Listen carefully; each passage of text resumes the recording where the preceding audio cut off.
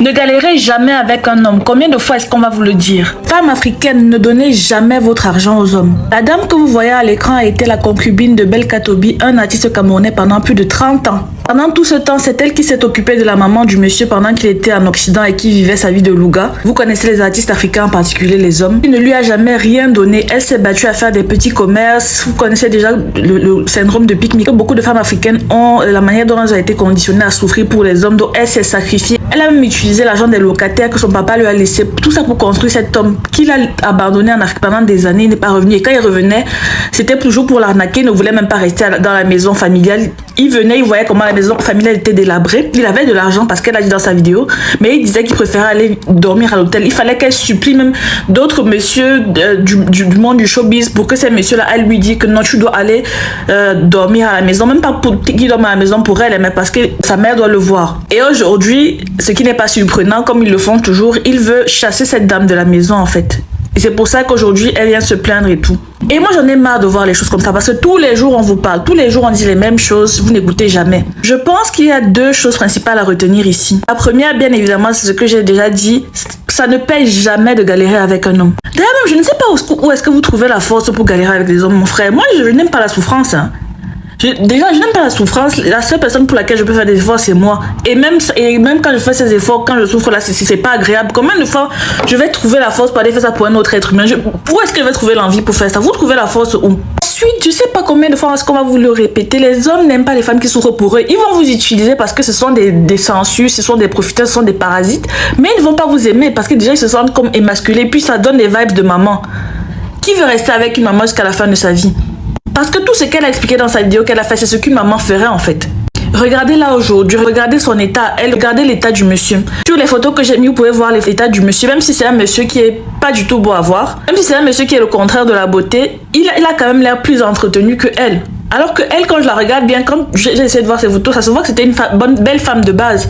Mais tellement elle s'est négligée, tellement elle s'est sacrifiée pour lui. Regardez leurs apparences respectives. Si vous allez taper sur le net Belkatobi ou la dame, les photos que vous allez voir apparaître de lui, c'est toujours lui en costume, avec ses coiffures bizarres. Le mec, il pense toujours qu'il est dans sa vingtaine, alors qu'il est déjà dans sa soixantaine, en fait. Alors que elle, on dirait qu'il a aspiré toute sa force de vie. Et j'en ai marre. Tous les jours, les mamans de cette époque, même les femmes de cette époque-ci, sont toujours en train de vouloir venir se plaindre. Tous les jours, on vous dit les mêmes choses, en fait. C'est fatigant. La deuxième chose, c'est l'éducation des femmes bamileke. L'éducation des femmes africaines et camerounaises en général, c'est vrai, mais ici, j'aimerais un peu qu'on se penche un peu sur le cas des femmes bamileke en particulier.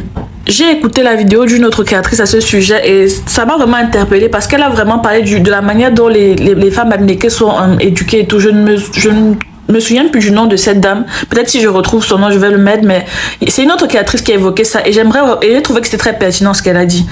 Effectivement, elle disait dans la vidéo que les femmes bamileke sont éduquées à rendre leurs hommes prospères et c'est vrai. C'est quelque chose que j'ai vraiment remarqué chez les bamileke. Les femmes bamileke sont vraiment éduquées à rendre leurs hommes prospères et la créatrice de contenu en question disait que les hommes bamileke ne mettent pas n'importe qui dans leur maison, ils mettent la femme qui va tout faire pour le rendre prospère en fait. Bon, elle n'a pas dit le mot sacrifier, mais moi je dirais même plutôt que il va prendre la femme qui va se sacrifier elle-même, s'abandonner elle-même pour le rendre riche. Et c'est souvent ça qu'on voit. Elles sont vraiment conditionnées comme ça là. C'est 2026, les femmes africaines, s'il vous plaît, réveillez-vous. Je sais pas s'il faut qu'on vous secoue vous toutes individuellement pour que vous vous réveillez en fait. Mais c'est trop, j'en ai marre de tomber sur des vidéos comme ça tous les jours. C'est fatigant en fait. Donner corps et âme. J'ai fait tous les petits commerces que je pouvais faire pour garder sa maman. J'ai vendu du carburant. Beaucoup le savent, c'est au voyage. Certains ont même été étonnés de me voir porter les bidons de carburant parce que je ne voulais pas que la nourriture manque à la maison.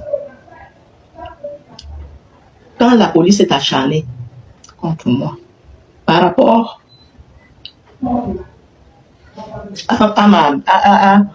au carburant que je vendais, on m'a tout pris. Je suis restée comme ça. J'ai demandé à Belka qui était déjà en Europe, s'il te plaît, tu peux m'aider. S'il te plaît, donne-moi un peu de quelque chose pour que je continue. Il ne m'a rien donné. Je me suis battue. J'ai pris l'argent chez les locataires que mon père m'avait laissé. Il prenait l'argent là. J'ai concocté cet argent et j'ai commencé un nouveau commerce. Le nouveau commerce, c'était quoi? C'était le câblage télé. Les gens m'ont vu câbler les maisons ici pour avoir de l'argent. Alors, je me suis fait comme j'ai fait comme je pouvais. Les enfants tombaient malades. Sa maman tombait malade. Mais je n'avais pas, même pas un radis qui venait de la France pour s'occuper de sa maman. Il revient au Cameroun pour la première fois en 2006. Il trouve dans un macabre terrible. Je veux dire, la maison coulait partout. Les plafonds étaient tombés et tout et tout. Je me débrouillais comme je pouvais. Quand il pleuvait, c'était la course à la mort. Il fallait mettre les assiettes, courir, aller verser de l'eau et revenir. Toujours, c'est tout ce que je faisais. Alors, M. Belka arrive au Cameroun pour la première fois, après 6 ans. Il veut aller dormir à l'hôtel. Je demande en Koti, parce que c'est Koti et moi et une autre, et une de mes filles, sommes allés le prendre, l'accueillir à l'aéroport. Qu'est-ce qu'il fait? Il nous dit qu'il va aller dormir à l'hôtel. Je dis en Koti, non. Parle à ton fils, qu'il vienne voir au moins l'état de la maison où je vis avec sa mère. Avant de rentrer à l'hôtel, Koti me dit, ma fille, tu as raison. Papa Koti va vers lui et lui dit que tu vas dormir à la maison. Il faut que ta maman te voie. C'est ainsi qu'il vient, il dort, il constate. Je lui dis que papa, comme tu es venu pour un spectacle, pardon, change. Le côté de maman même est déjà presque tombé. J'ai même peur que la toiture se renverse sur maman. S'il te plaît. Il fait. Il le fait. Après, ce qui m'a étonné sur Belka, c'est qu'il a de l'argent, mais il ne peut pas mettre ma famille à l'aise. Alors, je lui ai parlé. Monsieur Belka, comment est-ce qu'on peut être dans la maison? Tu viens d'arriver, tu ne peux pas faire. Oh, je n'ai pas l'argent, je n'ai pas l'argent, je n'ai pas l'argent. Je continuais à travailler pour la maison. Je travaillais pour la maison. Et un jour, M. Belka prend ses valises, il rentre en Europe. Il me laisse avec les factures de lumière. Il me laisse avec les factures un peu partout. Il me demande, va prêter l'argent pour ceci, va me prêter l'argent. Mon argent ne suffit pas, je dois rentrer. J'arrive là-bas, je vais t'envoyer l'argent. Moi, bête. Mais je suis la bête de Dieu.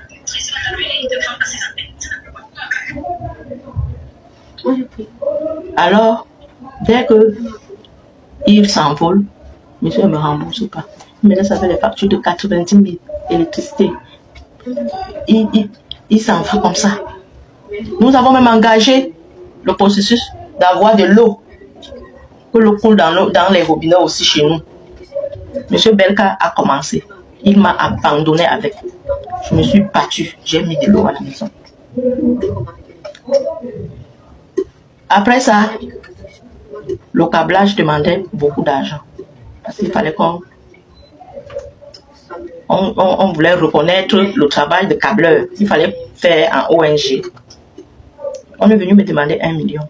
J'ai dit à Toby de m'aider. Oh, je n'ai pas l'argent. Autre chose là, les gros montants, je n'ai pas l'argent. J'ai baissé les bras. Mais j'ai trouvé une dame qui m'avait proposé d'aller vendre, d'aller faire la cuisine dans son restaurant à Bonanjo. Je vais là-bas parce que je ne peux pas, avec les enfants, je ne peux pas rester sans rien faire. Je vais à Bonanjo, je commence mon boulot là-bas. 3 semaines plus tard, il se rend compte que je travaille pour une dame.